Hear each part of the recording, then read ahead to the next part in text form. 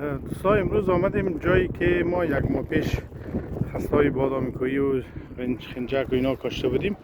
امروز آمدیم ببینیم که اینا سبز کرده یا نکرده. یکی را ما همینجا روی تشک کندیم و اینجا میبینیم بله این چیز هست سبز کرده.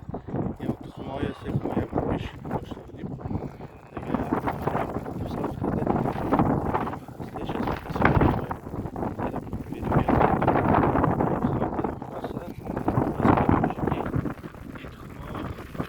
خیلی خوب نتیجه داده خیلی خوب نتیجه داده و خیلی خوب سبز کرده. این تا یک بسیار دیگر میشه سر از خاک بیرون میکنه.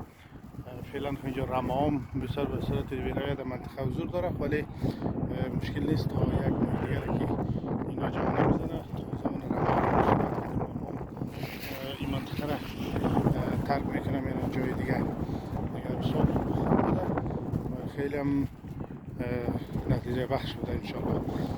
تشکر. امیدواریم که حالا که امروز کشت کردیم